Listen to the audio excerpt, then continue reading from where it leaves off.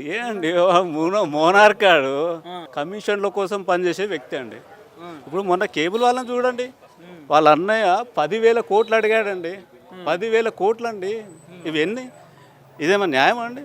లేకపోతే వైర్లన్నీ కట్ చేపించేసిండు. ఇది పద్ధతి కాదు. ఎంతమంది సఫర్ అయినండి, ఐటీ వాళ్ళు, హోమ్ టు వర్క్ చేసేవాళ్ళు, టీవీ చూసేవాళ్ళు, వీళ్ళందరికీ ఎంత ఇబ్బంది అయిందండి కాదండి.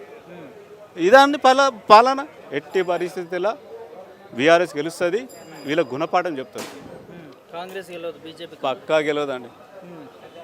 పోనీ ఈయన డబుల్ బెడ్రూమ్ ఎన్ని ఇచ్చాడండి? పోనీ ఏదన్నా ప్రాజెక్ట్ ఒక శంకుస్థాపన ఒక ఇటుక పెట్టి కట్టిండా, ఇది కంప్లీట్ చేసినా చెప్పిండా ఈ దోసాల్లో? ఏం చేసినా నేను ఏమో చేసినా, నేను గెలుస్తా అని చెప్తాను. నేను ఇప్పుడు కూడా ఛాలెంజ్ చేస్తున్నా, రేవంత్ రెడ్డి గారు మీరు వచ్చినా కూడా, మీరు నిలబడ్డా కూడా గెలవరే ఈడ పరిస్థితి. పాపం ఆయన ఎవరైతే ఇప్పుడు కంటెస్టెంట్ క్యాండిడేట్ ఉన్నారో ఆయన బలి పశువు చేయడం తప్ప ఇంకేం లేదండి. కాంగ్రెస్ లో కూడా చిచ్చు పుడుతున్నట్టుంది. అంజనీ కుమార్ యాదవ్కి టికెట్ చాలా ఉన్నాయండి. మీకు తెలుసండి, కాంగ్రెస్ అంటేనే అంతర్గత కుమ్ములాటలు చాలా ఉంటాయి. ఇప్పుడు అంజన్ కుమార్ గ్యాంగ్ ఒకటి, సిఎన్ రెడ్డి గ్యాంగ్ ఒకటి, ఇక బొంతు రామోహన్ ఆల్రెడీ వేరే కండ వేసుకొని రెడీ అయిపోయి ఉన్నాడు.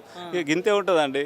అది ఇక కుక్కలు చింపిన ఇస్తారాకే అది ఖచ్చితంగా పక్కా. ఆడ ఎన్ని గ్రూపులు ఉన్నాయో మాకు తెలుసా అండి. ఇప్పుడు నేను ఇక మీకు గొప్పలు చెప్పగానే లాబింగ్లు స్టార్ట్ చేసిరండి. షూర్, నేను మీకు మొత్తం ప్రూఫ్తో సహా చూపిస్తా. వద్దండి అవన్నీ మీకు ఇప్పుడే వద్దు, తర్వాత చూపిస్తా.